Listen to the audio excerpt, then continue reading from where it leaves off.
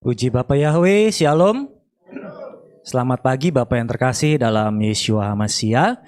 Pada pagi siang hari ini kita akan sama-sama membaca dan memeditasikan kebenaran firman Tuhan ya.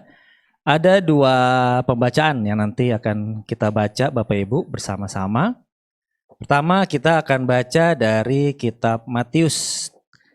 Kita baca dari Matius 16. Matius 16 ayat 5 sampai 12. Pertama Matius 16 ayat 5 sampai 12, lalu pembacaan kedua Lukas 13 ayat 20-21. Tapi sebelumnya kita baca dulu ya dalam yang tertulis dalam kitab Matius 16 ayat 5 sampai 12. Seperti yang boleh tertera di depan ya. Kita baca sama-sama Bapak Ibu. 3 2 1. Dan setelah tiba di seberang, para muridnya lupa untuk membawa roti. Dan Yeshua berkata kepada mereka, waspadalah dan berjaga-jagalah dari ragi orang-orang Farisi dan Saduki. Dan mereka memperbincangkannya di antara mereka sendiri dengan mengatakan, karena kita tidak membawa roti. Namun setelah mengetahuinya, Yeshua berkata kepada mereka, hai yang kurang iman, mengapa kamu memperbincangkan di antaramu sendiri karena kamu tidak membawa roti? Belumkah kamu memahami dan tidak jugakah kamu ingat 5 roti untuk 5.000 orang dan berapa keranjang sisanya kamu kumpulkan? Atau 7 roti untuk 4.000 orang dan berapa bakul sisanya kamu kumpulkan? Bagaimana kamu tidak memahami bahwa bukannya mengenai roti aku mengatakan kepadamu agar berjaga-jaga dari ragi orang-orang Farisi dan Saduki. Lalu mereka memahami bahwa dia berkata bukan agar berjaga-jaga dari ragi roti, melainkan dari ajaran orang-orang Farisi dan Saduki. Amin. Satu lagi, kita akan baca dari kitab Lukas 13 ayat 20-21. Kita akan baca bersama-sama dua ayat itu seperti yang tertera di depan. 3, 2, 1. Dan dia berkata lagi, dengan apakah aku akan mengumpamakan kerajaan Elohim? Ia seperti ragi yang telah seorang wanita ambil dan mengaduknya ke dalam 3 takar tepung hingga olehnya dikamirkan seluruhnya. Amin. Puji Bapa Yahweh, silakan duduk. Bapak Ibu yang terkasih dalam Yeshua Mashiach. Ya, puji Bapa Yahweh, kita sudah mau mencapai penghujung tahun 2025 ini ya. Banyak sekali hal-hal yang boleh kita jalani di tahun-tahun 2025 ini. Dan semuanya kita boleh melihat itu karena kebesaran dan kemurahan daripada Bapa Yahweh. Tinggal menghitung hari lagi Bapak Ibu. Tinggal berapa sekarang tanggal 21, berarti tinggal kurang lebih 10 hari, tinggal 10 hari lagi kita akan, bila Tuhan berkenan, kita akan sama-sama mengakhiri tahun 2025 ini dan kita akan sama-sama menyongsong tahun 2026. Dan seperti yang kemarin pernah sempat dibicarakan oleh Bapak Gembala, saya juga melihat Bapak Ibu bahwa memang perkembangan yang sedang terjadi, kita boleh melihat bahwa memang penggenapan dari firman Tuhan ini pasti digenapi dan sekarang sedang digenapi ya. Apabila kita kan kiblat kita, bukan kiblat maksudnya arah kita boleh melihat bahwa memang yang terjadi di Israel ini mereka sedang mengembalikan orang-orang Israel yang ada di luar-luar daripada bangsa Israel ini, daripada negara ini. Mereka coba mengembalikan orang-orang ini dan seperti yang sekarang sedang terjadi yaitu yang ada di daerah India ya, dari India. Di situ juga ada beberapa orang dari ke-12 suku Israel dan salah satunya adalah suku Manasye ya. Jadi disediakan biaya oleh pemerintah Israel, kalau bisa dibilang itu namanya aliyah. ya, Aliyah. Jadi mereka kembali ke bangsa Israel ya. Dan ini adalah pengenapan dari kebenaran firman Tuhan ya dari kitab mana nih? Yehezkiel, coba kita lihat. Yehezkiel 11, coba kita lihat mulai ayat 16. 16, 17. Yehezkiel 11, 16, 17. Oleh karena itu katakanlah, beginilah Tuhan Yahweh berfirman, walaupun aku telah menempatkan mereka jauh di antara bangsa-bangsa, ya, yang tadi terserak tadi, dan walaupun aku menyerahkan mereka di antara negeri itu, kalau di zaman Yehezkiel ini mungkin seperti di zaman Babylon ya, tetapi aku sebagai tempat kudus yang kecil bagi mereka di negeri-negeri tempat mereka telah pergi ke sana ya. Jadi Bapa Yahweh sengaja menyerahkan mereka, tadi dikatakan bahwa apa? Mereka adalah tempat kudus kecil ya.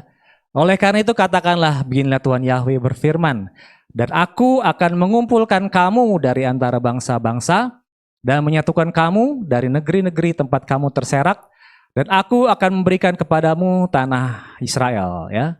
Jadi puji Bapa Yahweh, pelan-pelan ditarik Aliyah, mereka kembali kepada bangsa Israel, kepada di tanah Israel.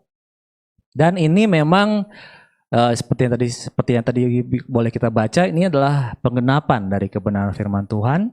Dulu mereka sengaja ya, bukan sengaja sih, tapi pasti ada dalam rencana Bapa Yahweh, karena di sini dikatakan tadi apa?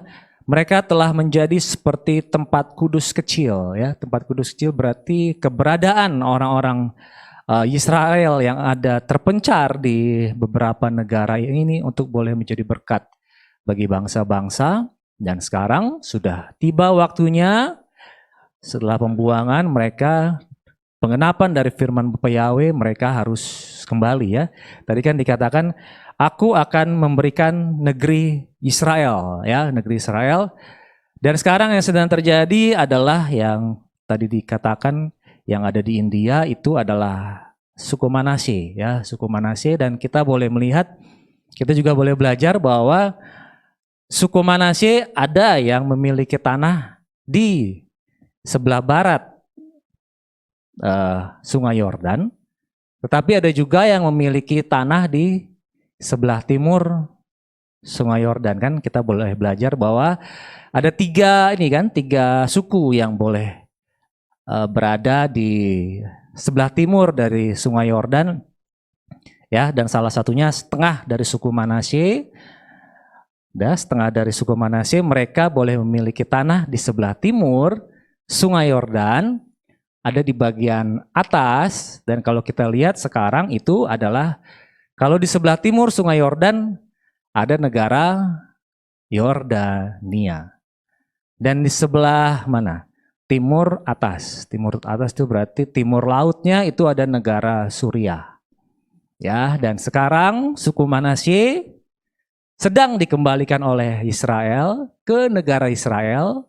Dan apa yang terjadi apabila mereka harus kembali menempatkan negaranya, tanahnya yang kita sebut tanah warisannya, untuk boleh kembali. Dan apa yang terjadi apabila mereka kembali ke sebelah timur Sungai Yordan yang sekarang diduduki oleh negara Yordania dan juga Suriah, tapi firman Tuhan pasti harus digenapi ya. Bapa Yahweh tadi katakan apa? Aku akan memberikan negeri Israel kepadamu ya. Dan apabila kita melihat juga dalam kitab Zakaria kemarin kan, dalam kitab Zakaria, bahwa nantinya Bapa Yahweh juga akan menjejakkan kaki di sebelah, di mana? Coba kita lihat dalam Zakaria 14 ayat keempat. Zakaria 14 ayat keempat, dan pada hari itu kakinya akan berjejak di Bukit Zaitun yang terletak di depan Yerusalem dari sebelah timur ya, dari sebelah timur Yerusalem ya. Kalau di sebelah, kalau kita boleh mempelajari bahwa memang daerah Yerusalem ini dikuasai oleh bukan hanya negara Israel aja, tapi juga dikuasai oleh Yordania, ya. Dan dikatakan bahwa di sebelah timur Yerusalem, ya. Kalau di sebelah barat bolehlah dikuasai Israel, tapi ini Bapak Yahweh katakan dia akan menjejakkan kaki di sebelah timur Yerusalem Timur, yang sekarang juga dalam otoritas wilayahnya itu adalah yang dijaga, ya, yang penjaganya adalah Yordania. Dan puji Bapak Yahweh, apabila Bapak Yahweh sudah berfirman, ya harus terjadi, ya, harus terjadi. Jadi ya kita boleh melihat bahwa memang Tuhan kita yang bernama Yahweh ini memang pasti mengenapi janji-janjinya, ya, perlahan tapi pasti, ya. Tuhan tidak akan tidak menepati janjinya, tapi Bapak Yahweh pasti mengenapi. Dan pelan-pelan lah, pelan-pelan kita lihat, ya tolak ukur kita yang ada di sana, ya, kejadian yang ada di sana. Dan juga bukan tolak ukur kita dengan kata pendeta, tetapi kata firman Bapak Yahweh, ya. Semua sudah nyata, semua sudah jelas. Kita boleh melihat, ya, tidak seperti Torah zaman dulu, kan. Torah zaman dulu hanya ada di dalam bait suci saja, hanya satu cetakan saja, tetapi sekarang kita boleh membaca Torah bersama-sama, ya, dimanapun bisa, di tempat ibadah bisa, di rumah bisa, dalam perjalanan bisa, di kereta api bisa, di pesawat bisa, di darat, di laut, di udara, semua bisa, ya. Karena apa? Tidak ada yang disembunyikan oleh Bapak Yahweh, ya, walaupun ada beberapa rahasia-rahasia yang tetap Bapak Yahweh sembunyikan sampai pada akhirnya nanti juga pasti akan disingkapkan bagi mereka yang boleh mengasihi Bapak Yahweh. Dan puji Bapak Yahweh, sebentar lagi, ya, sekarang bila Tuhan berkenan kita juga akan mengakhiri tahun 2025 ini. Hati-hati Bapak Ibu, tetap hati-hati. Karena apa? Karena saya akan kasih lihat Bapak Ibu, kasih lihat tentang, saya suka kalau misalkan saya ngelihat video itu, yang saya lihat dulu adalah komentarnya dulu Bapak Ibu, ya. Saya suka ngelihat komentar-komentar. Nah, sekarang coba kita lihat dari salah satu komentar dari seorang netizen, ya, saya bilang netizen. Ya, netizen, ya, komentar tentang salah satu video kita, ya. Inisialnya AL. Ya, saya pakai inisial aja, tapi kalau Bapak Ibu yang ada di sini bisa ngelihat namanya nih. Coba kita lihat. Dikecilin dikit. Nah, ini, ya. Dari ibu berinisial AL. Doa Bapa kami adalah doa pribadi dan bukan doa untuk dijadikan doa aklamasi. Tahu, ya, maksud doa aklamasi, ya. Seperti yang kita nyatakan sama-sama, kita doakan sama-sama, itu adalah doa aklamasi, pernyataan, ya. Dalam ibadah, nih bawa-bawa kepercayaan lain sih. Dalam ibadah liturgi Katolik dan GPIB, doa Bapa kami diaklamasikan, katanya versi Yunani dan bukan Ibrani. Coba kita lihat Matius 6 ayat 5 sampai 14 yang menyatakan itu adalah doa pribadi. Ya. Ya, ini kalau hal-hal yang seperti ini tidak perlu tidak perlu ditanggapin, ya Bapak Ibu. Karena saya sudah tahu, bukan saya so tahu, cuman saya sudah pernah tahu bahwa nanti ujung-ujungnya, ini kan aklamasi, kan, ujung-ujungnya minta seperti apa? Shema Israel, ya. Kan dia ditulis tadi, kan, ini adalah doa Bapa kami yang diaklamasikan, itu adalah doa dalam liturgi Katolik dan juga GPIB. Kata Ibu AL tadi, ya. Dan, ya, berarti dia dengan cermat meneliti ibadah kita mungkin dari awal sampai akhir. Ya, saya sih ambil positifnya aja, bahwa memang orang-orang biasanya kalau kan saya suka kalau setan itu biasanya kan ini, ya, berjaga-jagalah karena si setan itu berjalan mengaum seperti singa, ya ngaum dari awal ibadah diteliti. Oh nih, GSI ada, nggak ada ininya, nggak ada Shema Israel. Diteliti lagi sampai terakhir. Bukan sampai terakhir, diteliti lagi. Oh di depan tidak ada Shema Israel. Lalu di tengah ini kok doanya panjang banget. Ini doa atau khotbah? Ada yang khotbah, komentar seperti itu kan? Dalam khotbah saya yang trip lalu, ya. Lalu setelah itu diteliti lagi sampai akhir. Ini kok mengaklamasikan doa Bapa kami, ya. Yang apa? Coba kita, dia kan kasih ayat nih. Coba kita kasih lihat ayatnya ya dalam Matius 6 ayat 5 sampai 14. Saya mau mencoba mencerna maksud yang seperti si AL ini informasikan, ya. Ini kata Yeshua nih. Dan ketika engkau berdoa, janganlah menjadi seperti orang-orang munafik, karena mereka suka berdoa dengan berdiri di dalam sinagoga-sinagoga dan di sudut-sudut jalan raya, sehingga mereka terlihat oleh manusia. Sesungguhnya aku berkata kepadamu bahwa mereka telah menerima pahalanya. Mungkin maksudnya ini yang diaklamasikan tadi ya. Dan engkau, ketika engkau berdoa, kata Yeshua, masuklah ke dalam kamarmu dan tutuplah pintumu. Berdoalah kepada Bapamu yang ada dalam ketersembunyian, dan Bapamu yang melihat dalam ketersembunyian, dia akan menjawab engkau dalam keterbukaan. Dalam hati saya berpikir, oh ini kali maksudnya doa pribadi, ya. Dan ketika berdoa, janganlah bertele-tele seperti bangsa-bangsa lain, karena mereka menyangka bahwa dengan banyaknya kata-kata mereka akan didengarkan. Sebab itu janganlah menjadi sama dengan mereka, karena Bapamu mengetahui hal-hal yang kamu perlukan sebelum kamu meminta kepadanya, ya. Oleh karena itu hendaklah kamu berdoa demikian: Bapa kami yang di surga, dan selanjutnya. Dalam hati saya berpikir, oh mungkin ini maksud daripada si AL ini, ya.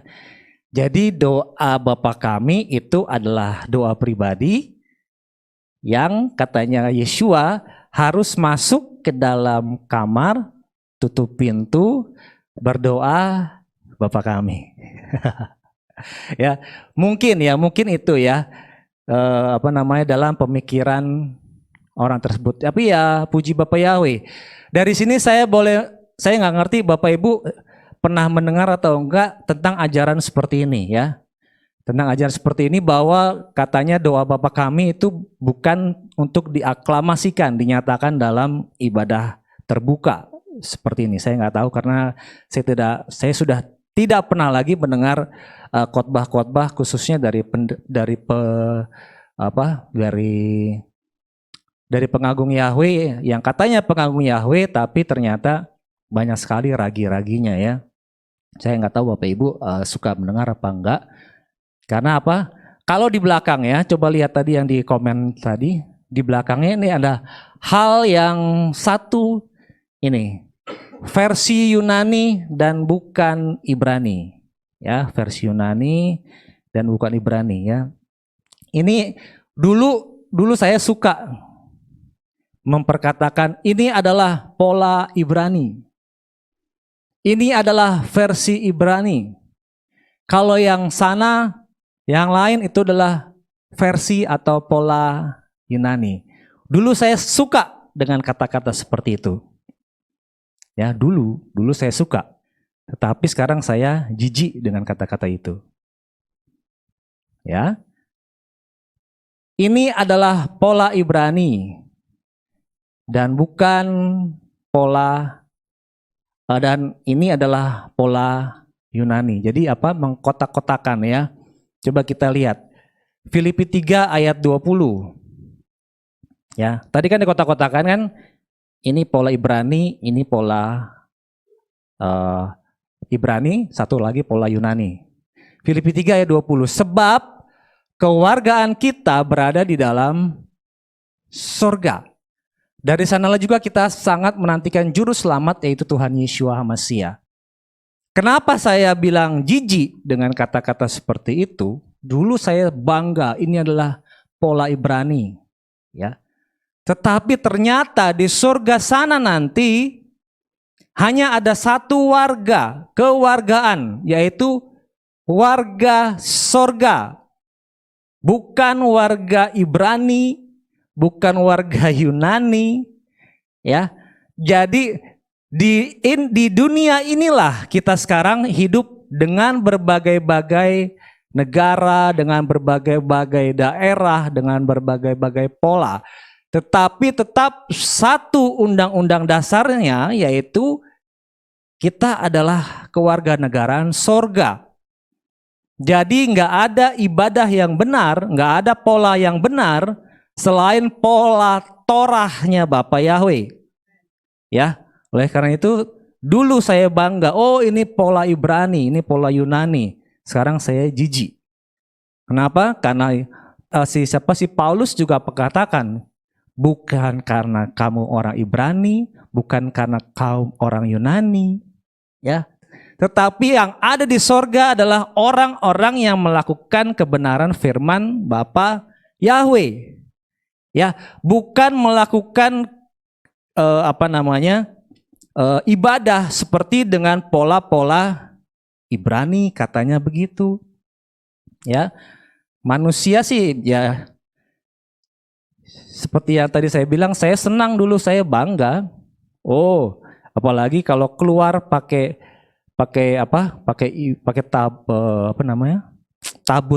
bukan tabut, pokoknya alat-alat lah ya, alat-alat yang katanya Ibrani banget. Kalau ibadah itu kalau bernyanyi-nyanyi pakai bahasa Ibrani saja. Tapi akibatnya apa? Orang-orang di luar ya nggak tahu itu artinya apa. Bagaimana kita bisa menjadi kesaksian? Coba Roma 9 ayat ke-6. Ya. Namun demikian bukan berarti bahwa firman Elohim telah gagal. Sebab tidak semua yang berasal dari Israel itu Israel. Ya. Sebab tidak semua yang berasal dari Israel itu adalah Israel. Jadi jangan bangga kita memperkatakan, oh ini adalah pola Ibrani, ini pola Yunani. Sesuai apa enggak sama Torah, itu jaminannya. Ya, bukan jaminannya kita masuk surga kita karena kita melakukan ibadah dengan pola Ibrani. Ya, tidak semua Israel itu Israel. Ya, tidak semua yang pola yang dikatakan itu adalah sebagai pola Ibrani itu yang benar.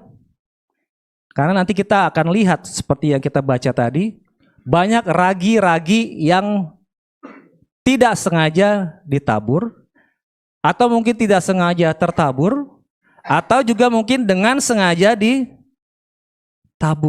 Ya, oleh karena itu bagi mereka yang mungkin berkomentar bahwa doa Bapa kami itu bukan untuk dinyatakan, saya berpikir nih orang suka berdoa atau enggak ya. Ya.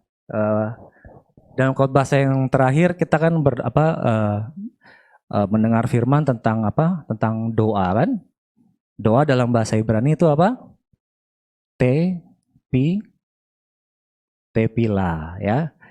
Tau itu adalah tanda atau simbol, P itu adalah mulut, perkataan, ya. Oleh karena itu tidak di kotak-kotak, ini adalah doa untuk dalam ibadah, ini doa untuk di dalam kamar, ini doa untuk doa di ketika mau makan, ya.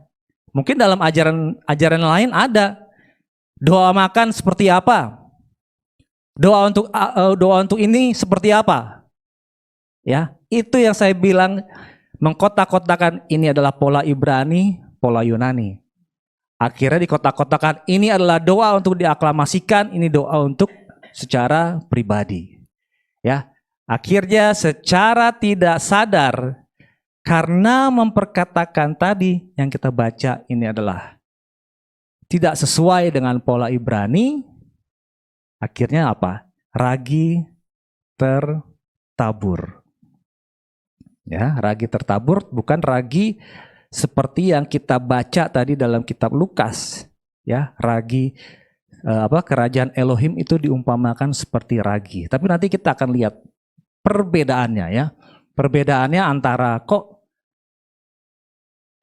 ada ragi yang diumpamakan ragi orang Farisi, Saduki, tapi kok Yeshua juga mengatakan kok kerajaan Elohim seperti ragi.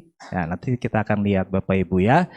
Oke, itu ya, itu adalah salah satu dari netizen yang yang mungkin belum jarang berdoa kali ya. Mungkin jarang berdoa, akhirnya kita kan kita sudah belajar bahwa doa itu adalah komunikasi kita sama Bapak Yahweh ya. Ada orang yang pendiam, ada orang yang mungkin cerita hanya kalau ditanya, ada orang yang memang kalau tanpa diajak ngobrol, tanpa ditanya nyerocos terus. Mungkin itu yang terjadi dengan si Henokh. Ya, Henokh hidup bergaul dengan Elohim. Ya, oleh karena itu apa? Henokh bergaul dengan Elohim, Henokh hidup berjalan bersama dengan Elohim, walk with Yahweh, walk with God. Ya, oleh karena itu saya menggambarkan Henokh ini orangnya nyerocos terus sama Bapak Yahweh. Dia ngomong terus sama Bapak Yahweh. Ya, itu adalah doa. Kita ngomong sama Bapak Yahweh itu adalah doa. Kita mengutip-ngutip firman seperti yang dilakukan oleh Daud. Dia ngomong sama Bapak Yahweh, dia ngutip firman, itu juga doa.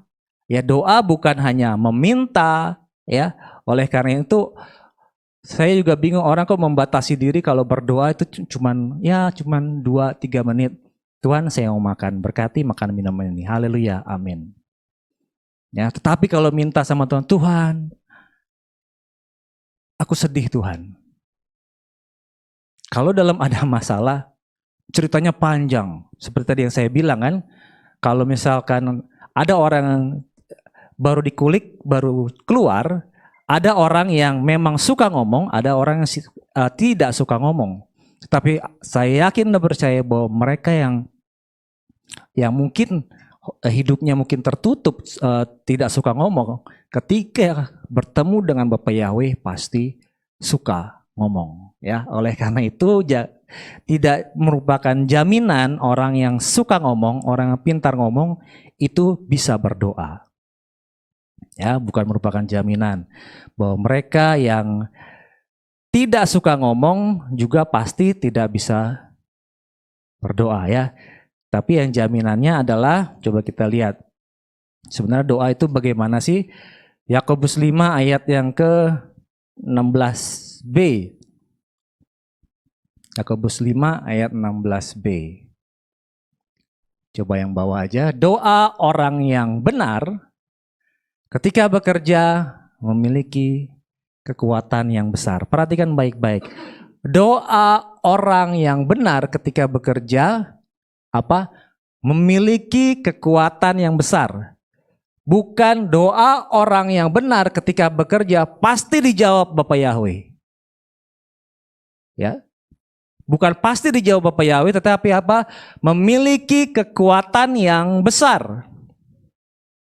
Ya, oleh karena itu doa itu bukan hanya minta saja. Ya, karena di sini katakan memiliki kekuatan yang besar. Apa yang memiliki kekuatan yang besar? Yaitu adalah firman Yahweh, ya, bukan permintaan kita. Ya, yang memiliki, sekali lagi, yang memiliki kekuatan yang besar adalah firman Yahweh, bukan permintaan kita. Jadi apabila kita berdoa, kita mengutip firman, dan orang di luar sana mungkin bingung, ini doa atau khotbah? Kamu nggak pernah berdoa kalau kayak begitu. Ya, oleh karena itu hati-hati, nggak apa-apa. Kita kan namanya juga kan doa. Kita hidup bergaul dengan Bapak Yahweh, kita ngomong sama Bapak Yahweh, ya. Kalau misalkan dalam satu mobil aja ya, dalam satu mobil misalkan kayak apa? Ya kemarin yang apa namanya, yang ke Jawa tuh naik bus, di bus diem aja, akhirnya apa? Tidur. Tapi kalau ngomong terus, akhirnya apa? Nggak kerasa, oh udah mau nyampe. Ya, saya umpamakan begitu. Ya, kalau kita ngomong terus sama Bapak Yahweh, kita berkomunikasi, kita doa terus sama Bapak Yahweh, oh nggak kerasa Tuhan, aku sudah sampai ke tempat tujuanku di kerajaan surga. Tapi kalau kita tidak pernah berdoa, kita diem aja, aduh lama banget ya Tuhan kok kita sampai tujuan. Kenapa? Karena nggak pernah berdoa. Jadi ya kalau misalnya kita berdoa, jangan meremehkan doa kita, jangan meremehkan komunikasi kita sama Bapak Yahweh ya. Karena ketika kita berdoa, ketika kita dibenarkan, dengan cara bagaimana kita dibenarkan? Tadi kan apa? Doa orang yang benar ketika bekerja sangat berkuasa. Nah, sekarang caranya bagaimana kita jadi benar? Yohanes 15 ayat 3. Dibenarkan berarti dibersihkan. Kamu memang sudah bersih. Kenapa? Karena firman yang telah kukatakan kepadamu. Ya, dengan kata lain, doa orang benar berarti doa orang yang dipenuhi dengan firman yang sudah membersihkan hidupnya. Ya, doa orang benar berarti doa orang yang sudah dipenuhi oleh firman, doa orang yang sudah memperkatakan firman ketika bekerja menghasilkan kuasa yang besar. Inputnya firman ya kan apa? Doa orang yang benar. Kenapa dia bisa dibenarkan? Karena apa? Karena ada firman. Inputnya firman, prosesnya ketika bekerja, outputnya menghasilkan kuasa yang besar. Tadi kuasa yang besar apa? Firman juga. Dikasih firman, diproses keluarnya firman. Nah, itu adalah doa yang kita pelajari. Artinya itu dalam bahasa Ibrani adalah tepilah ya. Oleh karena itu jangan menganggap remeh doa ya. Itu Bapak Ibu ya. Sekali lagi jangan menganggap remeh doa, karena di dalam doa itu ada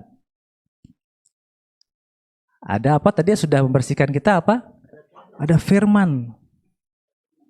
Ada firman, jangan kita meremehkan firman. Ya. Amsal 13 ayat 13. Coba lihat Amsal 3. Ini kita belum masuk ke dalam pembacaan Bapak Ibu ya. Siapa yang meremehkan firman akan dibinasakan, tetapi siapa takut pada perintah dia akan dipahalai. Dengan kata lain, ketika kita berdoa, ketika kita mengutip, ketika kita mengambil firman, ada orang yang meremehkan ini doa apa khotbah? Hati-hati. Siapa meremehkan firman akan dibinasakan. Ya, oleh karena itu saya mengucap syukur. Ya saya juga baru mulai karena khotbah itu kan bukan hanya untuk saya, bukan hanya untuk Bapak Ibu, bukan hanya untuk yang dengar di siaran, tetapi buat saya juga. Ya, waktu itu saya perkatakan tepilah, ada mulut, ada kata yang keluar. Saya juga dalam berdoa sekarang berusaha, walaupun itu doa makan, tetap harus keluar dari mulut saya ya. Walaupun doa makan mungkin di tempat umum, ya keluarin aja, nggak apa-apa. Karena apa? Doa orang benar, dengan apakah dia dibenarkan? Dengan firman yang membersihkan. Dan kita jangan sampai sekalipun meremehkan firman. Jangan kita meremehkan doa yang mengucapkan firman. Siapa yang meremehkan firman Akibatnya apa? Akan dibinasakan. Haleluya, puji Bapak Yahweh. Bapak Ibu yang terkasih, pada pagi siang hari ini kita sudah baca bersama-sama tentang apa? Ragi. Tentang ragi, Yeshua berkata kepada para murid, hati-hati terhadap ragi-ragi orang Farisi maupun ragi orang Saduki. Tetapi di ayat yang lain, Yeshua juga berkata bahwa kerajaan Elohim itu seperti ragi. Jadi sebenarnya ragi itu bagaimana sih? Ya, sebagai Bapak Ibu yang suka masak atau juga kita mungkin sedikit memiliki pengetahuan sedikit tentang ragi, kita pasti ya tahu sedikit tentang ragi ya. Coba kita lihat. Ragi dalam bahasa Ibraninya itu adalah seor. Ya, tambah lagi ya. Kemarin kalau doa bahasa Ibraninya apa? Tepila. Sekarang kalau ragi bahasa Ibraninya adalah seor. Coba kita lihat tulisannya bagaimana sih? Seor. Ini. Seor ya. Tulisannya adalah ada huruf sin, ada tulisan alef, ada huruf res, ada 3 kata. Seor, bacanya seor. Coba kita lihat ya. Sin. Sin itu apa? Coba kita lihat dalam gematrianya. Sin, pojok kanan bawah. Sin itu adalah bisa berarti makan, bisa berarti konsumsi, mengkonsumsi, bisa berarti juga destroy, hancur, rusak. Ya. Jadi ada dari huruf sin itu ada 2 arti yang bertolak, yang bisa positif, bisa negatif. Yang positif itu adalah makan, mengkonsumsi kalau baik. Tetapi yang negatif adalah destroy, menghancurkan. Ya, itu adalah huruf sin. Huruf yang pertama. Lalu tadi setelah huruf sin ada huruf alef. Alef kiri atas. Kiri pertama. Alef adalah digambarkan seperti ox yang memiliki kekuatan dan dia juga sebagai pemimpin. Ox apa? Lembu ya. Ya. Jadinya apa? Tadi mulai dari sin, dia bisa berarti mengkonsumsi, tetapi dia juga bisa berarti hancur.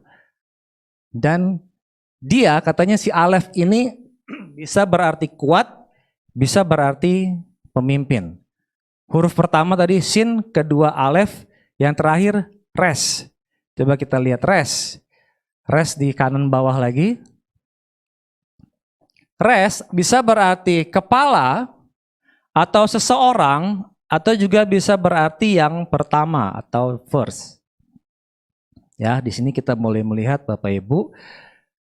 Dari sini kita bisa menarik kesimpulan. Mulai dari huruf sin, makan, konsumsi, tetapi dia bisa menghancurkan. Nah, dari sini kan sudah bisa terjelas nih. Kenapa Yeshua memperkatakan bahwa harus menjauhi ragi daripada orang Farisi, karena dia arahnya kemana? Ke destroy, arahnya ke hancur. Tetapi kenapa Yeshua katakan bahwa kerajaan Elohim itu juga seperti ragi? Karena dia apabila kita makan, apabila kita mengkonsumsi, akan terus ke arah ox, strength, leader, kekuatan, pemimpin.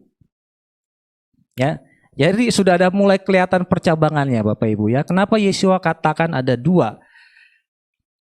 Ragi yang positif itu diumpamakan seperti kerajaan Elohim. Tetapi ragi yang negatif itu diumpamakan sebagai ajaran yang tidak benar daripada orang-orang Farisi maupun Saduki ya. Ingat, Yeshua hanya memperkatakan bahwa ini adalah perumpamaan. Bukan berarti sesungguhnya. Ya, bukan berarti sesungguhnya. Bukan berarti bahwa kerajaan Elohim itu adalah ragi, bukan berarti ajaran Farisi itu juga adalah ragi beneran, tetapi ini adalah hanya perumpamaan. Jangan seperti tadi ya, seperti siapa komentar netizen ya, si AL tadi. Kok kan Yeshua ajarkan kalau berdoa Bapa kami masuk ke dalam kamar, diambil, ditelan tanpa dicerna dengan baik. Ya. Ketika Yeshua berdoa di Taman Getsemani, apakah Yeshua masuk ke dalam kamar, tutup pintu? Tidak. Tapi Yeshua hanya mengajarkan, ketika kita berdoa, tenangkan hati, tutup pintu, ya, tutup pintu dengan benar, tutup rapat-rapat dari, ya, pintu artinya apa? Sekat, pemisah antara ruangan satu dengan ruangan lain. Yeshua ajarkan ketika kamu berdoa, tutup pintu. Artinya apa? Pisahkan dirimu, tutup pintumu dari ruangan A, dari ruangan B, tetapi arahkan kepada ruangan A. Itu arti dari maksud ajaran Yeshua tutup pintu. Bukan berarti doa Bapa kami itu adalah doa hanya untuk di dalam kamar. Bukan hanya berarti doa untuk doa pribadi saja ya. Begitu juga dengan ini.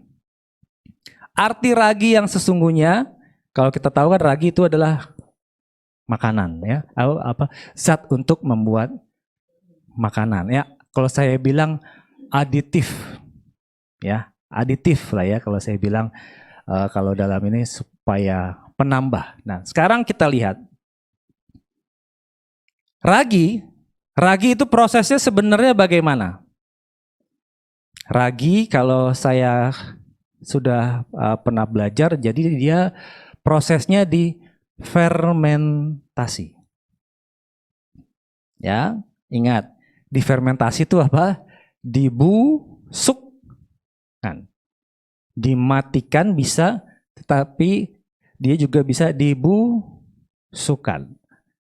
Yeshua katakan hati-hati dengan ragi orang Farisi. Lihat, proses dari ragi dia apa? Dibusukkan dan dia masuk ke dalam adonan roti. Ya. Saya pernah berkata bahwa apa? Tubuh kita ini adalah bait. Firman Tuhan menyatakan bahwa tubuh kita ini adalah bait Elohim. Dan saya pernah berkata bahwa tubuh kita ini adalah bukan tempat sampah. Ya, sekali perhatikan firman Tuhan katakan bahwa tubuh kita ini adalah bait Elohim, dan saya katakan bahwa tubuh kita ini bukan tempat sampah. Dengan kata lain, ada satu adonan roti. Apabila ada tadi yang saya kasih tahu bahwa ragi itu terbuat dari bahan yang difermentasi, bahan yang dibusukkan masuk ke dalam adonan roti. Setelah dicampur, sudah tidak terlihat lagi model raginya. Yang terlihat hanyalah apa? Tetap adonan roti. Ya. Di dalam satu adonan roti tidak terlihat raginya, tetapi yang terlihat adalah tetap adonan roti. Tetapi yang membedakan adalah ketika dimakan. Ya, ketika semua kan diproses, semua dimasak apa segala, ketika dimakan baru terlihat. Dalam prosesnya pun juga terlihat. Kalau adonan roti yang dikasih ragi, dia akan mengembang.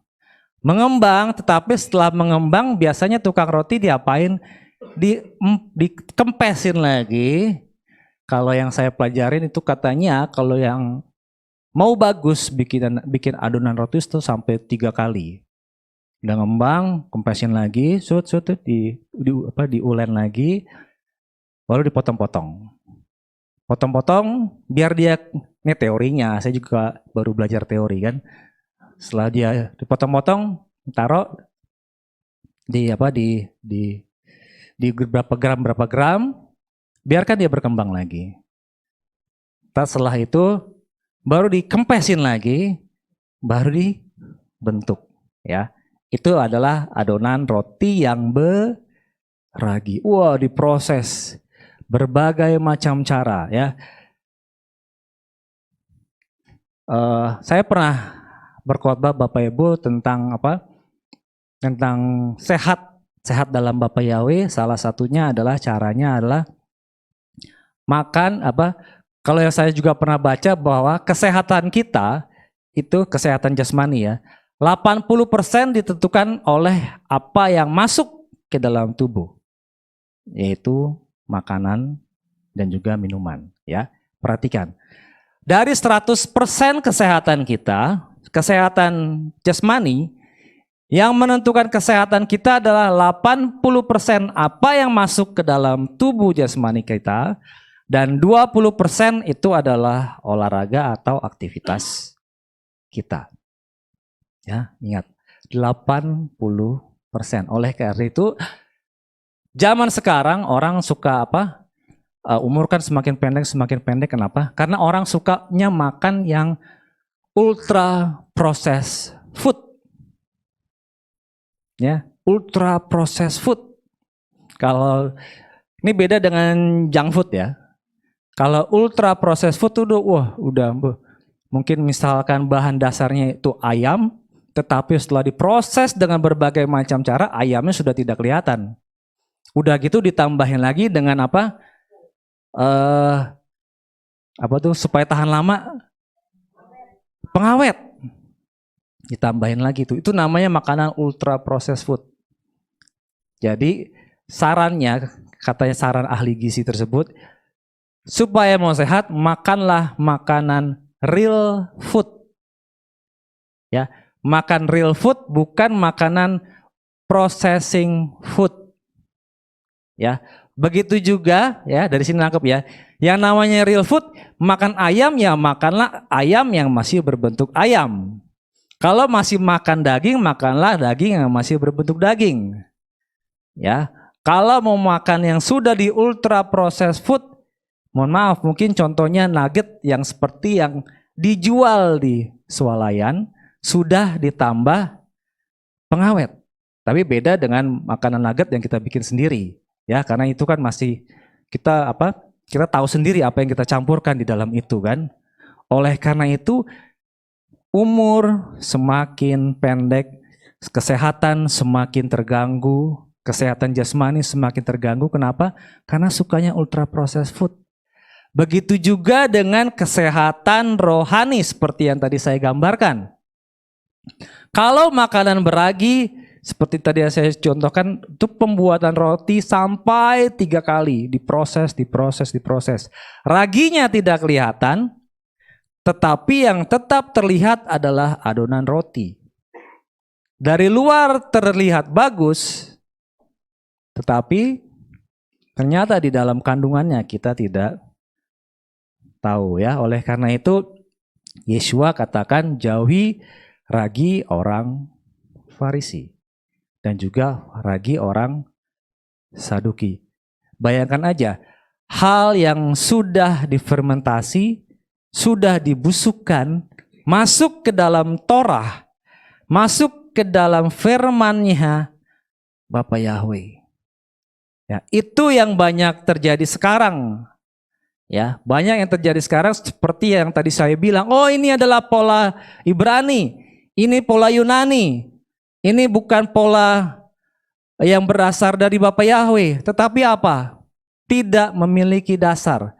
Yang Yesua katakan, yang Yesua ajarkan kepada kita, bukanlah ini pola Ibrani, bukanlah ini pola Yunani, tapi Yesua ajarkan apa? Coba lihat Matius 4.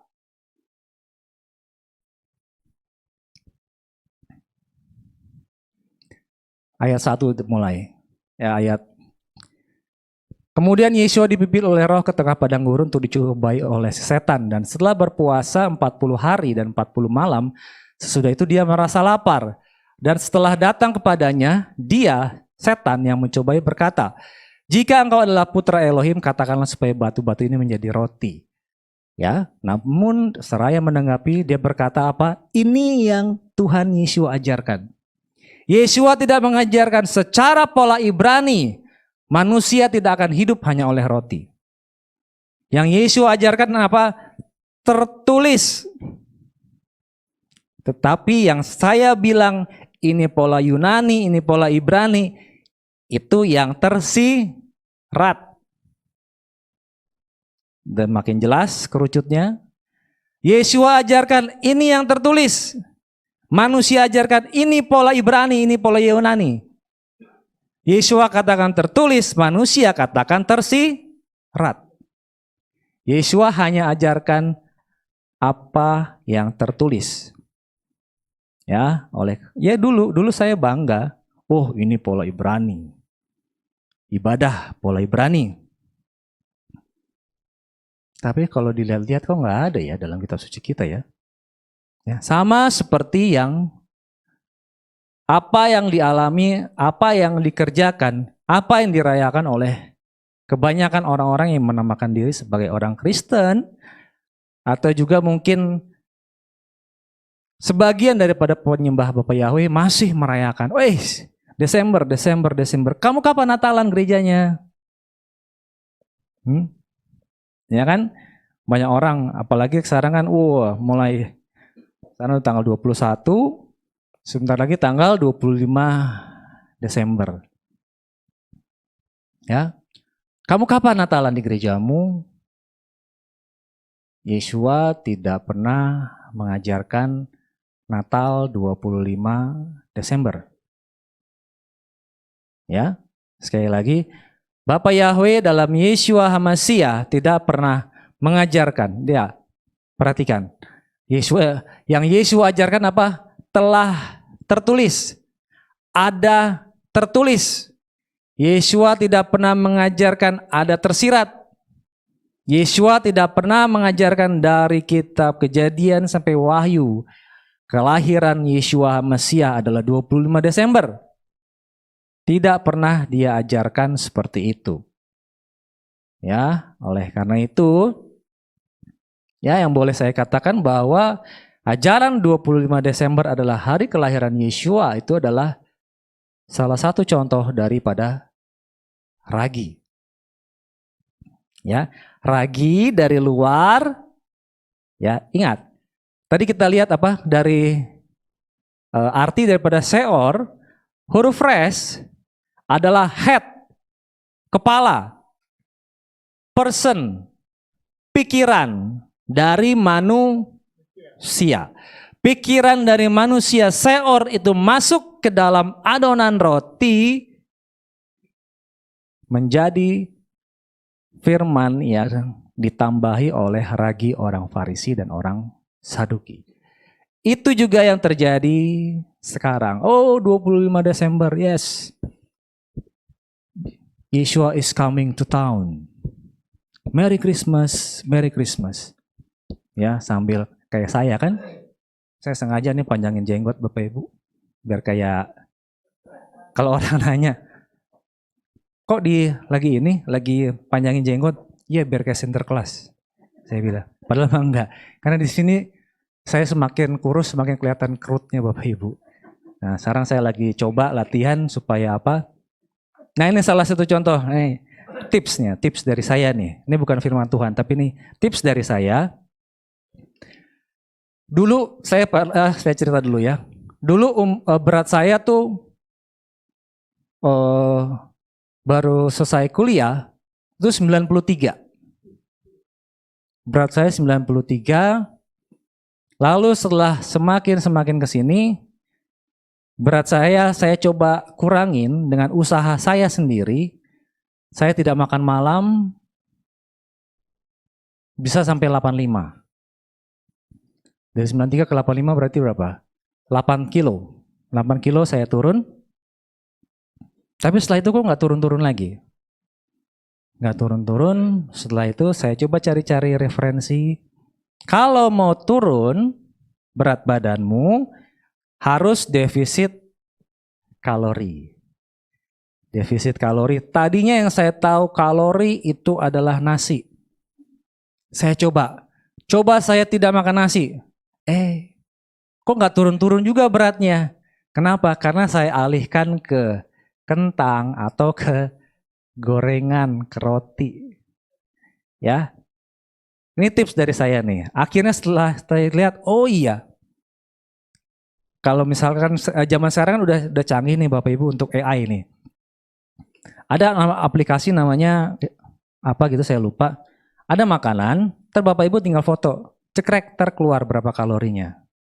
Ya, itu hanya akal-akalan AI ya. Cuman hal yang saya dapat begini. Kalau kita makan nasi full satu piring itu sekitar 700 kalori. Sedangkan kebutuhan manusia sehari itu kalau orang yang diet itu adalah 1200 kalori. Kalau kita makan full nasi satu piring dengan beberapa lauk itu sekitar 700 kalori. Dan apabila kita makan gorengan, satu gorengan itu sekitar 120 sampai 150 kalori. Dengan kata lain, kalau saya makan 5 atau 6 gorengan, itu sama saja saya dengan makan satu piring penuh. Ngerti ya Bapak Ibu ya? Satu piring penuh itu sekitar 700 kalori. Satu gorengan itu sekitar 120 sampai 150 kalori. Dengan kata lain, kalau saya makan gorengan 6 gorengan, itu sudah seperti saya makan satu nasi full. Tetapi kenyang apa enggak? Enggak. Akhirnya di situ saya mengambil kesimpulan, kalau mau kurus, jangan makan gorengan.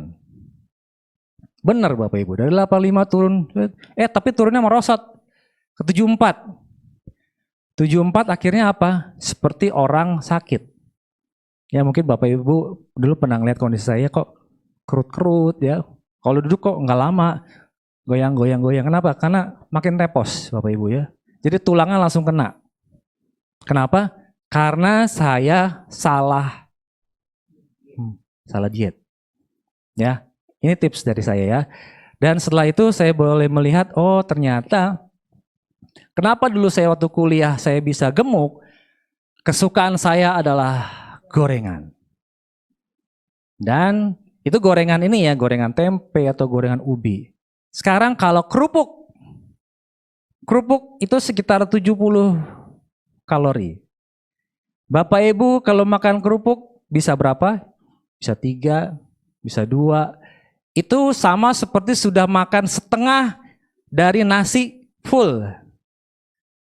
Oleh karena itu jangan, kok berat saya nggak kurang-kurang, ya tetap konsumsi kerupuk. Ya, ini di luar daripada konteks kolesterol Bapak Ibu ya. Tapi ini kita lihat dari kalorinya.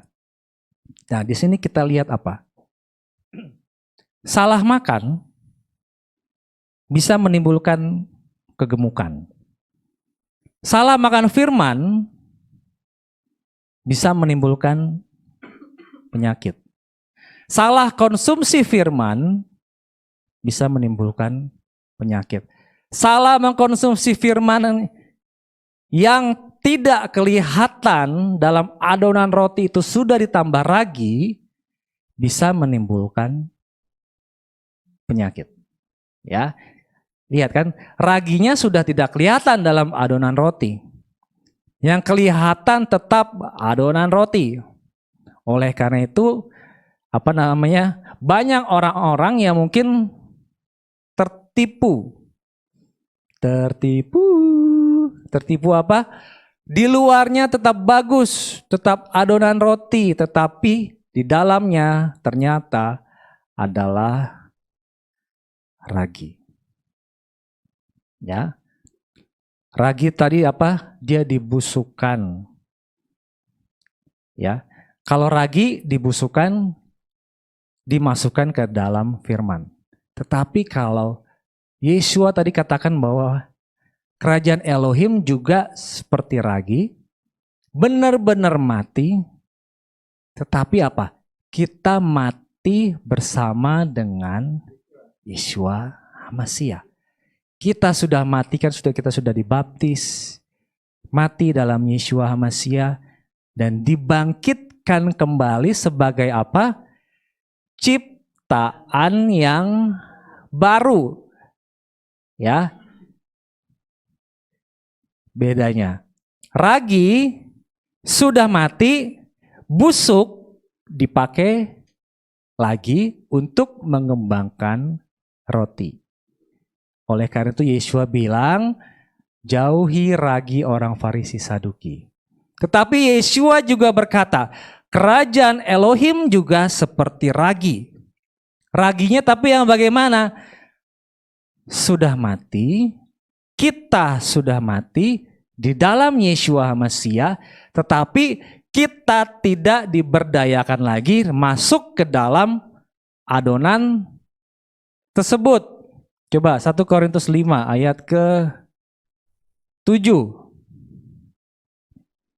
Jadi bersihkanlah ragi yang lama supaya apa? Kamu dapat menjadi adonan yang baru. Perhatikan.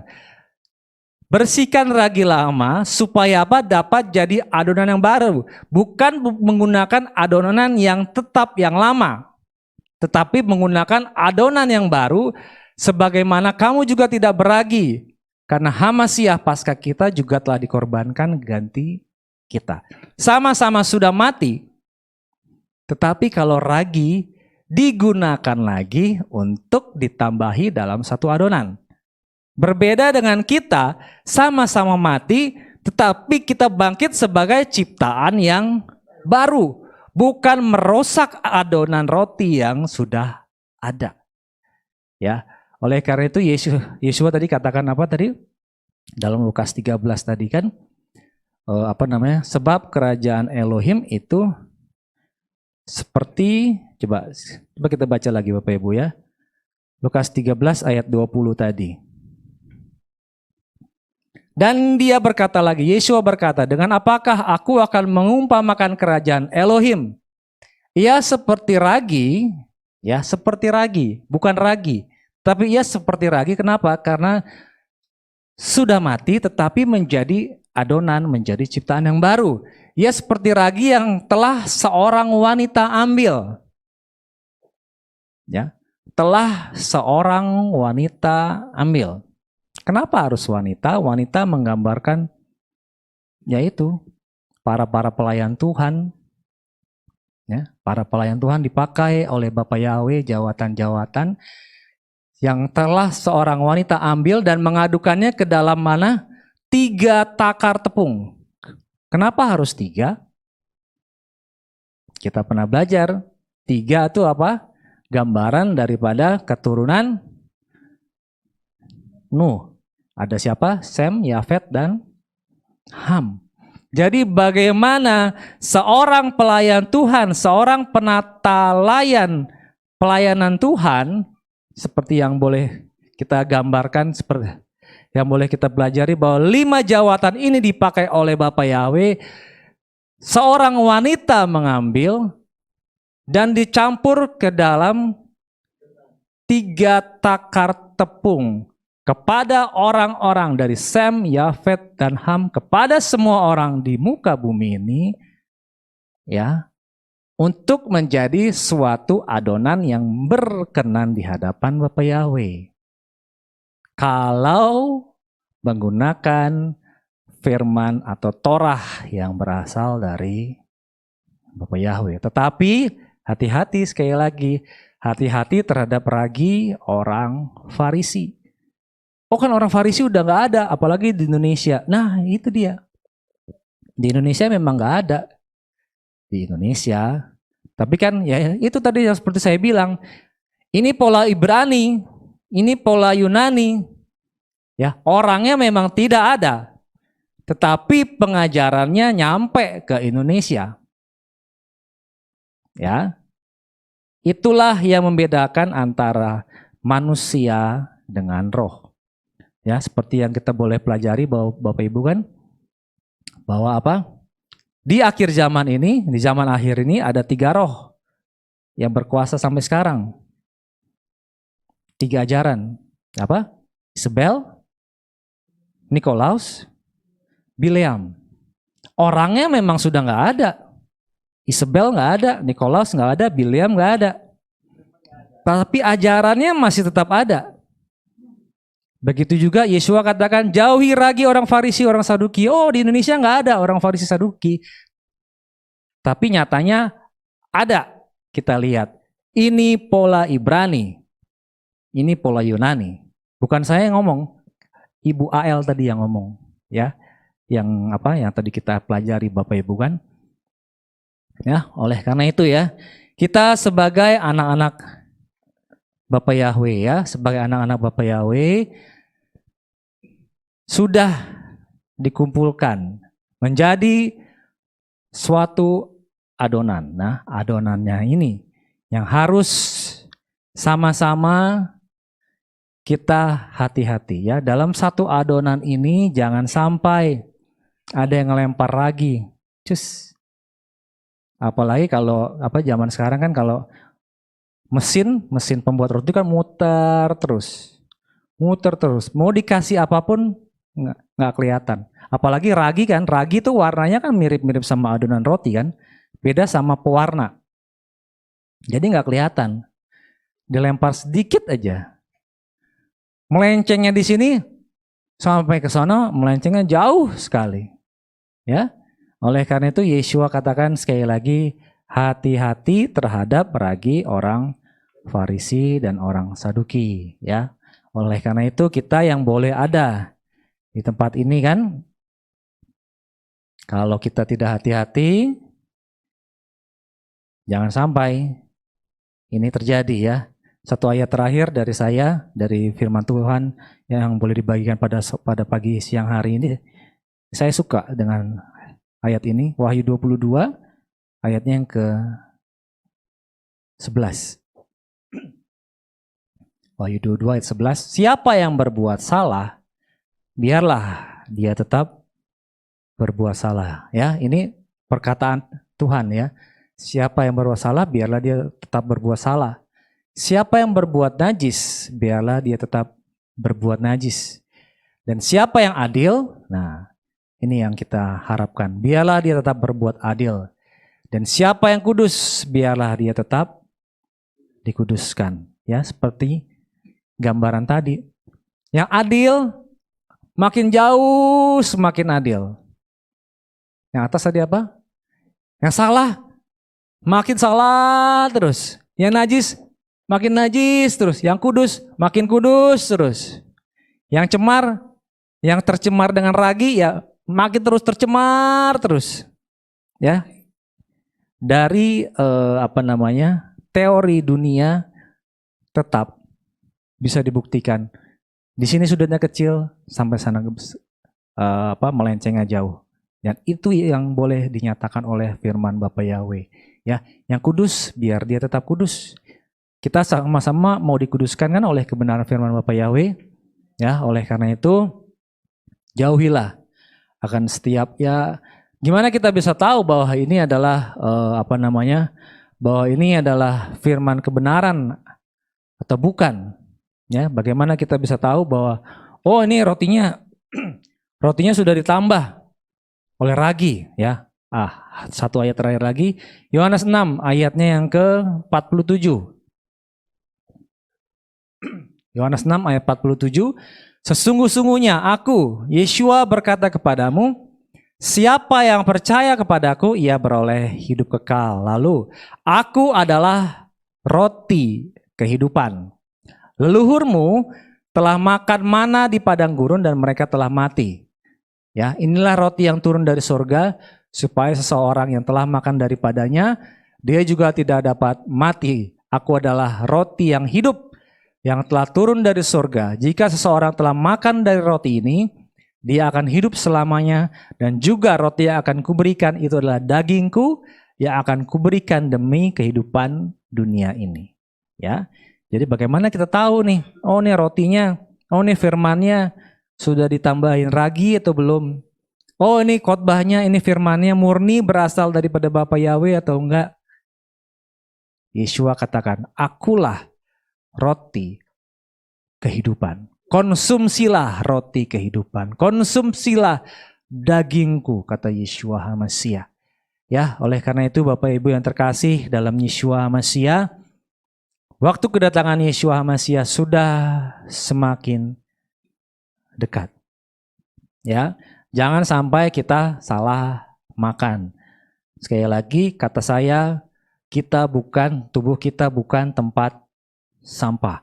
Karena kata firman bahwa tubuh kita adalah baitnya Bapa Yahweh, dan hidup kita hanya untuk hormat kemuliaan Bapa Yahweh. Hidup kita bukan untuk dijadikan wadah sampah. Hidup kita bukan dijadikan sebagai wadah ragi. Kenapa saya bilang bahwa dalam tanda kutip ragi itu adalah sampah? Karena kita telah pelajari tadi kan, dari bahan mikroorganisme yang dibusukkan dipakai kembali untuk membuat suatu adonan yang indah, adonan yang baik, tapi ternyata di dalamnya itu adalah ragi yang ditaburkan oleh siapa tadi? Oleh salah satu dari seorang wanita. Ya, seorang wanita. Kalau wanita atau pelayan Tuhan, ya, wanita ini digambarkan sebagai gereja. Kalau seorang pelayan Tuhan, apabila kita tidak berjaga-jaga, kita tetap tidak menjagai akan hati kita untuk boleh ditaburi akan kebenaran firman Tuhan, dilempar sedikit aja menjadi satu warna, tetapi bukan itu yang Bapa Yahweh kehendaki. Yang Bapa Yahweh kehendaki adalah kita adalah makan makanan mana. Ya, makan mana yang berasal daripada Bapa Yahweh memang keras. Ya, roti tidak beragi itu memang keras. Ibrani 5 ayat 12 coba. Roti tidak beragi itu memang keras. Ayat 14, Ibrani 5 ayat 14. Tetapi makanan keras adalah untuk orang-orang dewasa yang memiliki kepekaan yang terlatih. Ya, yang memiliki kepekaan yang terlatih melalui kebiasaan untuk membedakan yang baik dan yang jahat. Ya.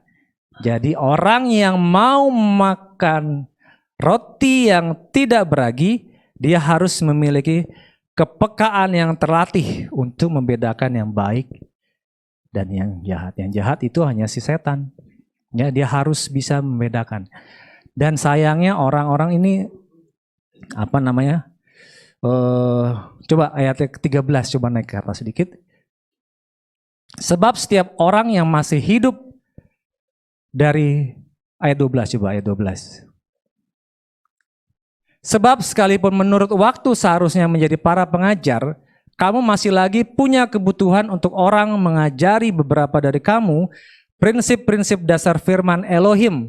Dan kamu telah menjadi orang yang mempunyai kebutuhan akan susu dan bukan makanan keras. Sebab setiap orang yang masih hidup dari susu tidak cakap dalam firman kebenaran karena ia masih anak-anak. Ya. Masih perlu susu, masih bagus. Ya. Perhatikan baik-baik. Masih perlu susu, masih bagus. Dia bukan makanan yang dicemari oleh ragi. Ya. Perkembangan anak-anak kan masih kasih susu, masih bagus, masih tetap yang murni. Tapi apabila sudah dicampurin ragi, itu yang berbahaya ya.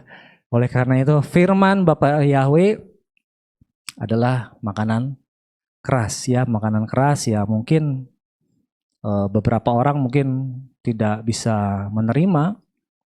Coba 1 Korintus 3 ayat 2. 1 Korintus 3 ayatnya yang kedua, ayat 2. Aku telah memberi kamu minum susu dan bukan makanan, karena kamu belum mampu. Namun sekarang pun kamu masih belum mampu, masih anak-anak, ya, belum bisa dikasih makanan keras. Tetapi kita di tempat ini ya, walaupun kita dikasih makanan yang mungkin dalam tanda kutip keras, sebenarnya bukan firman-Nya yang keras, tetapi siapa? Hati kita yang keras. Oleh karena itu hati yang hancur, batu yang keras sebesar apapun, kalau dia ditetesi air, tetap lama-lama dia akan berlobang hancur. Oleh karena itu jangan kita hindari firman Bapak Yahweh. Tetap aja batu yang keras, tetap aja biar aja dialirin sama air. Lama-lama juga akan hancur. Tapi apabila batunya ini menyingkir dari air, apabila hati kita menyingkir dari firman, jangan harap hati yang keras, hati yang seperti batu ini hancur di hadapan Bapak Yahweh. Haleluya, Bapak Yahweh yang berkati kita semua.